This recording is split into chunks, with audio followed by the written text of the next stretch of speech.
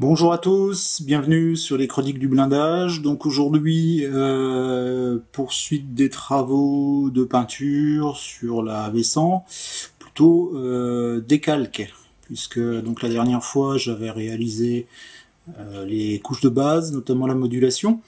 Et donc bon, aujourd'hui petite vidéo consacrée à la pose de décalque. Donc il n'y a pas de scoop dans cette vidéo, puisqu'en fait je pose mes décalques, comme vous allez le voir, de façon, on va dire, traditionnelle. Si ce n'est que pour ce modèle, j'aurai une petite surprise, vous découvrirez ça en cours de vidéo, et il y a pas mal de décalques à poser, notamment des petites inscriptions, etc. Donc voilà, la difficulté réside plutôt, je dirais, dans le nombre de décalques à poser, plutôt que dans la pose en elle-même. Allez, on y va pour la vidéo.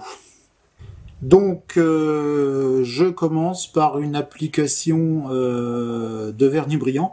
Donc, j'utiliserai ici du vernis brillant de chez Hamo, que je dilue un petit peu. J'aime bien de diluer un peu les vernis que j'applique.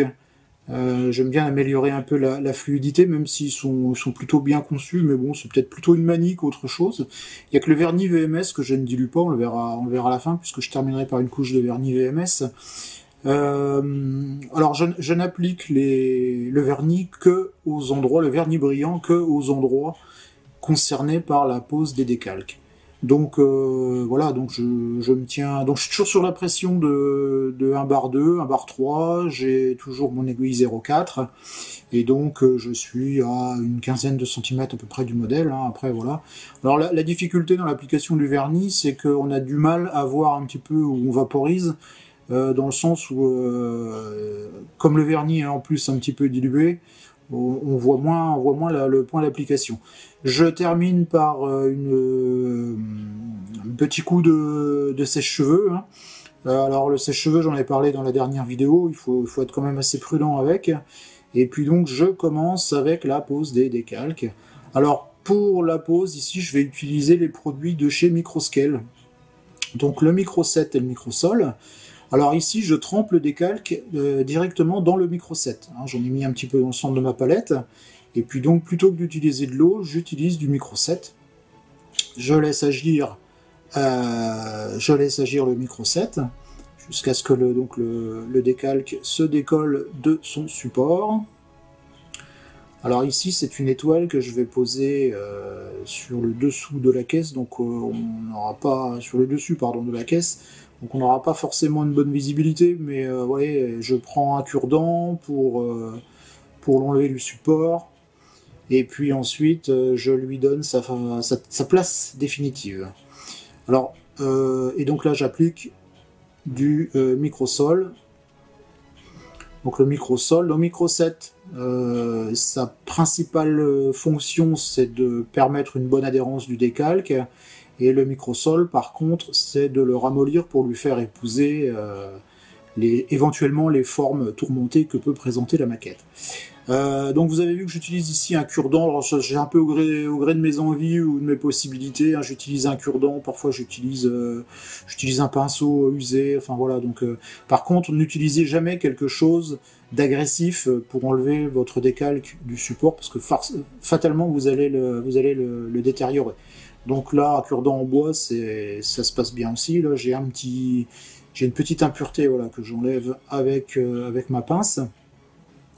Donc il suffit simplement de faire glisser le décalque, l'enlever du support et de le positionner sur la maquette. Bon, la difficulté ici, c'est toujours la même, c'est que la maquette est assez lourde, donc c'est un petit peu compliqué pour la manipuler. Je l'ai pas fait parce que j'avais peur que ça n'entrave un peu la visibilité de la vidéo, mais j'aurais dû la mettre sur mon support de chez Octopussy. Là, j'ai acheté ça, on voit pas mal de personnes qui l'utilisent maintenant. Donc c'est commandé au Liban là chez un magasin de modélisme. Et c'est vraiment très très bien fait, parce que ça permet d'orienter justement la maquette dans tous les sens. Elle est fixée sur le support, et ça permet de travailler avec ses deux mains. Bon, c'est pas le cas ici, j'y arriverai quand même, même si c'est un peu plus compliqué. Et j'ai en plus fait l'exploit de ne rien casser. Voilà, je remets un petit peu de Micro 7. parce que c'est un produit qui s'évapore assez vite. Et puis donc, voilà, même opération, je trempe simplement le décalque dans le micro-set, j'attends quelques minutes, plutôt quelques secondes, que le produit agisse, de façon à ce que le décalque se décolle du support. Donc il suffit simplement, voilà, de juste vérifier qu'il bouge. À partir du moment où il bouge, on le fait sortir un petit peu du support, on le maintient avec une pince, et puis donc avec un cure-dent en bois, l'occurrence ici, voilà, on le met en place. Donc toujours pareil, je vais le positionner au mieux, je vais y mettre du microsol, et donc le microsol va permettre de le décoller un petit peu du support, donc ça permettra éventuellement de faire les derniers réglages au niveau du positionnement.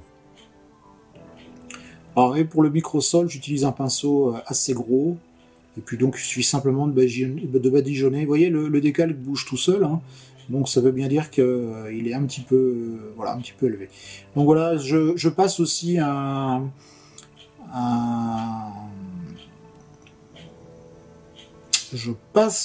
je suis en train de regarder parce que là oui j'ai l'impression d'avoir une patte de l'étoile. Non, c'est plus une impression que non, c'est pas la réalité, c'est l'impression.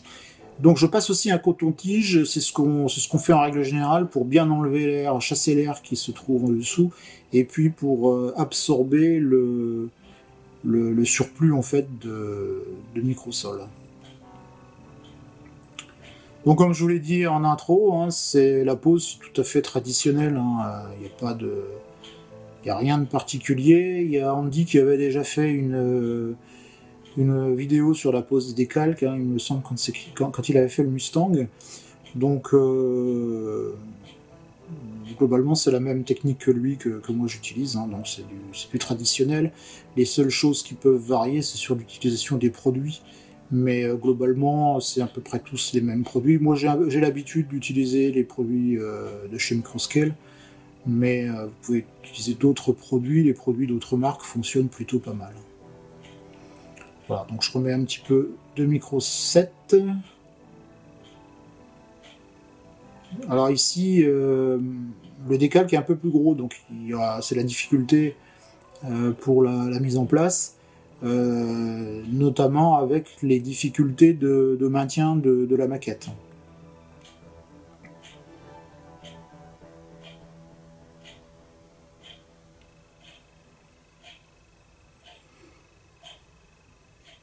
Donc voilà, là je vérifie que l'ensemble du décalque est bien détaché du support. Et là, hop, voilà, vous voyez, j'ai pas besoin de le... Comme il est plus gros et que j'en ai sorti, j'ai sorti du support un peu plus de décalque, là j'ai pas eu besoin en fait de le maintenir pour pouvoir l'enlever du support. Alors évidemment là il est mal placé, hein, donc je viens de mettre du microsol, et donc tout doucement je le fais glisser au niveau de sa position définitive.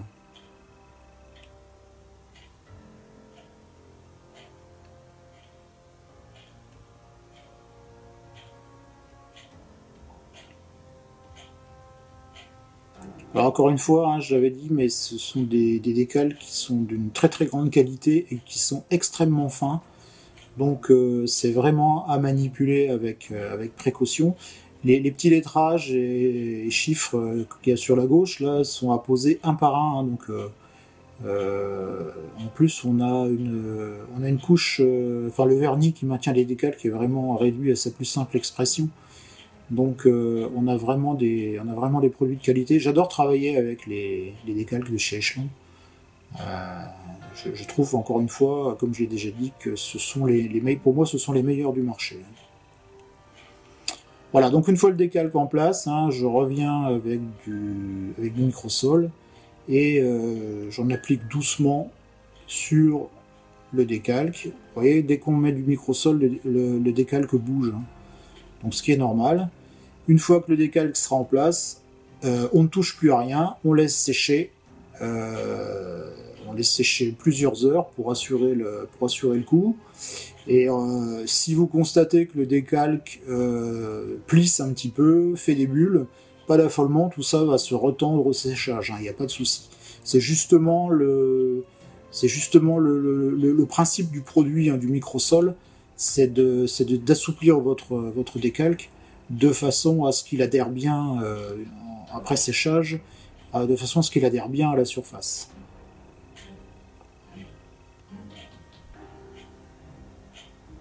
Voilà, donc il faut prendre son temps, bien le travailler, bien travailler les décalques, de façon à ne pas commettre d'erreur, parce que si vous faites une erreur de positionnement, une fois que c'est sec, c'est fini, vous pouvez plus rien faire.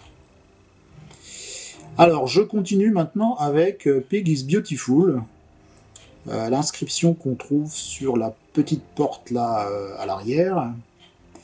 Donc je vous avais parlé d'un souci, et le souci, le voilà.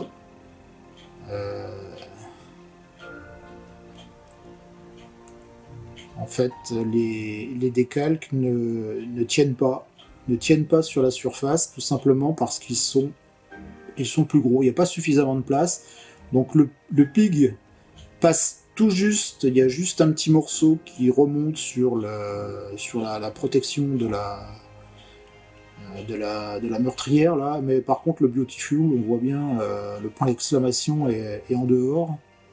Et donc du coup, plutôt que de retravailler, de toute façon, je ne pouvais pas les retravailler, ils étaient déjà en place, donc c'était pas possible de venir les redécouper, enfin ça aurait été trop compliqué. Donc du coup, j'ai pris l'option de ne pas les mettre. Voilà, donc c'est ça le seul souci que j'ai eu.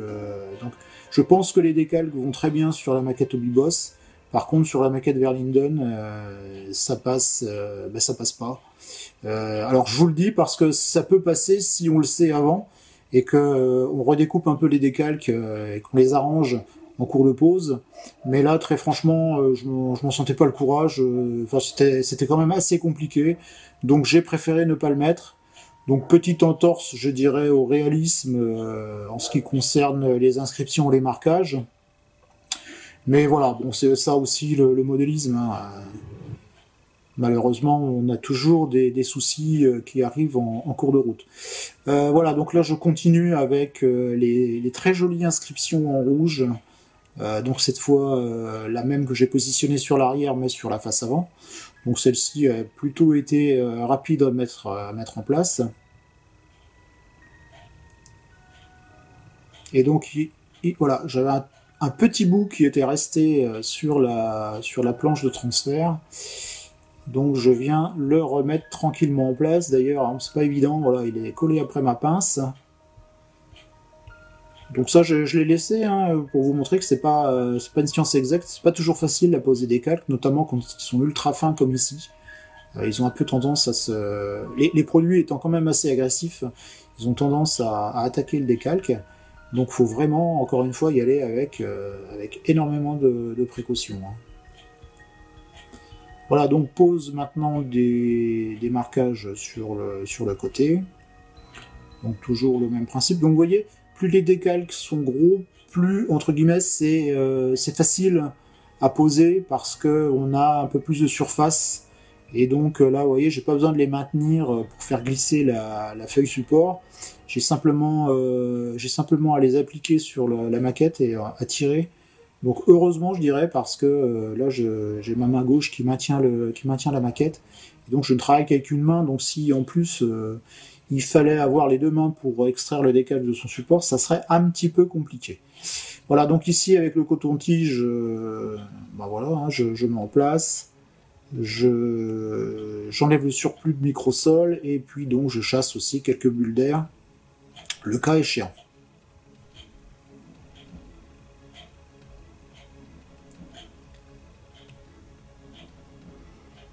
Voilà, donc tout ça commence à prendre tournure. Donc vous voyez, il y a une petite décoloration de la peinture, mais pas de souci, hein, une fois que le produit sera sec, l'aspect de la peinture va reprendre son aspect original. Alors parfois on a quand même quelques petites auréoles qui se forment. Les produits, encore une fois, sont assez costauds. Bon, c'est pas grave, hein, tout ça disparaît au pendant les phases de patine, hein. C'est pas un souci. Donc j'ai mis en place le Military Police là sur les côtés. Maintenant je mets en place les marquages d'unité que l'on trouve voilà, juste en dessous. Donc là on est plus à l'aise, je peux travailler avec mes deux mains puisque la maquette est posée sur son socle. Donc voilà, vous voyez, ça tout de suite on est plus tranquille. Donc encore une fois, si j'avais pas fait la vidéo, j'aurais posé ma maquette, je l'aurais positionnée sur ma base de travail de chez Octopussy, et là je suis sûr de pouvoir avoir mes deux mains pour travailler. Donc c'est une base, je vous encourage à aller voir sur internet hein, ce que c'est pour ceux qui connaissent pas. C'est vraiment extrêmement pratique. Et voilà, donc même opération pour les chiffres. Donc là évidemment on ne voit pas, on voit très mal, mais voilà, je vais vous montrer ça. Hop. Donc tant que le décalque n'est pas sec, on peut le travailler. Donc si vous avez vraiment les difficultés de mise en place, avec le microsol, vous pouvez venir, alors, si au besoin on remet un peu de microsol, mais vous pouvez venir retravailler votre décalque, affiner sa mise en place, etc. Donc voilà, tant que vous n'êtes pas satisfait du résultat définitif, il y a toujours moyen de venir le retravailler.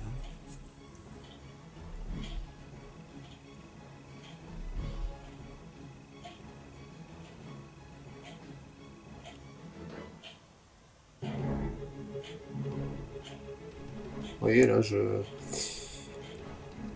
chipote. Je chipote un petit peu. Vous voyez, on peut... Dès que j'ai remis du microsol, le décalque se soulève un petit peu. Le microsol va en dessous, hein, donc ça permet de le repositionner. Et puis donc, voilà, une fois qu'on est OK, donc là je vérifie, bien entendu, que je n'ai rien oublié, alors sauf malheureusement le décalque que j'ai décidé de ne pas mettre en place.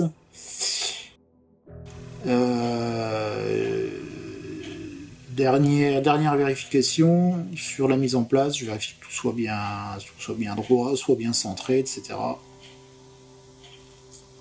A priori c'est OK. Donc c'est dommage hein, pour le décalque de la porte arrière. Hein, j'aurais bien aimé quand même qu'il y figure parce que j'aurais eu des marquages complets. Mais là voilà, c'est tout. Donc pour notre exemple, de toute façon, ça ne change rien. Lorsque les décalques sont secs, donc comptez quand même une bonne heure, je vais cette fois passer une couche de vernis satiné. Donc là j'utilise du VMS. Autant je trouve que ça justifie pas forcément pour la pose des décalques.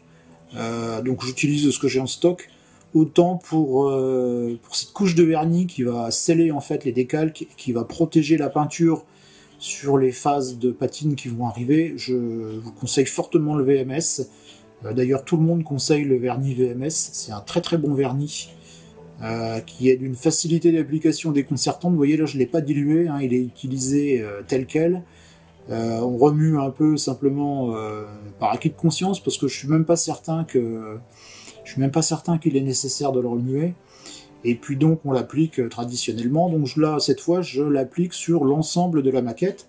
Donc la caisse bien entendu que je viens de traiter avec les décalques, et puis la tourelle également et les roues. Donc je l'applique en deux couches, hein, comme je l'avais fait aussi déjà précédemment. Donc j'applique déjà une couche. Alors j'insiste un peu plus au niveau des décalques pour être bien sûr qu'ils soient bien scellés dans la couche de vernis. Une fois que c'est sec, alors on peut aussi utiliser le sèche-cheveux, hein, c'est d'ailleurs ce que je pense que j'ai fait pour le coup. Et je repasse une deuxième couche, donc passer deux couches légères plutôt qu'une bonne vieille couche épaisse. C'est beaucoup, vous gagnerez en efficacité. Voilà, donc encore une fois, hein, c'est un kit qui est difficile à prendre en main. Mais grâce à mon petit support carton, là, ça simplifie quand même pas mal les choses. Donc je suis toujours avec mon aéro, avec mon aiguille 0,4. Je suis toujours à une pression de 1 bar 2, 1 bar 3, hein, globalement, voilà, c'est ma pression de prédilection. Et lorsque le vernis sera appliqué, eh bien, je laisserai sécher pendant au moins 48 heures. 24 suffirait, mais je préfère assurer le coup avec un petit 48 heures.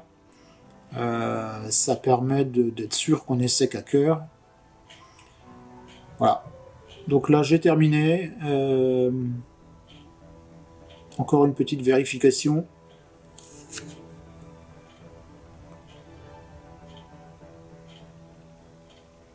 Pour s'assurer que tout s'est bien passé. Donc on voit bien ici hein, la différence de teinte entre le dessous de caisse qui est resté extrêmement foncé et le dessus là où vient l'éclairage zénital. Voilà donc pour la pose des décalques. Hein, encore une fois, je vous ai dit c'est pas forcément une vidéo où il y aura du scoop. Hein, je voulais simplement vous montrer les difficultés qu'on peut rencontrer, difficultés que j'ai eues. Hein, sur chaque kit, on a des surprises. De toute façon, tout comme moi, sur chaque kit, j'ai des surprises. Et ici, donc, j'ai pris l'option de faire l'impasse sur un marquage. Voilà, c'est tout. De toute façon, je ne suis pas dans la recherche du réalisme absolu, mais pour cette playlist, je suis plutôt à vous montrer un petit peu comment je traite ce type de sujet. Le vernis étant sec à l'heure où je vous parle, je vais donc attaquer les opérations de patine qui cette fois sont pour moi les opérations les plus intéressantes. Je pense pour vous aussi. Ceci dit, on restera assez léger au niveau de la patine. Je veux pas là, j'ai déjà bien travaillé avec la modulation, j'ai déjà bien travaillé la teinte de base, donc je vais pas faire quelque chose d'extrêmement usé, comme j'ai fait sur la Russo Balt. Si vous voulez de la patine extrême, je vous conseille fortement d'aller voir la playlist de la Russo Balt, si ce n'est déjà fait. Par contre là, je vais rester quand même assez fidèle aux photos qui sont prises au Vietnam, sur place, où on a des engins qui sont plutôt en bon état, après qui sont quand même parfois recouverts d'une belle couche de poussière, mais je veux pas trop en mettre, donc je veux rester quand même sur quelque chose d'assez sobre pour ce kit, que je ne veux pas dénaturer de trop avec de la rouille, avec des choses comme ça. Donc voilà, on restera assez léger. J'espère que vous avez pris plaisir à regarder cette vidéo, et je vous dis à très bientôt sur les chroniques du blindage.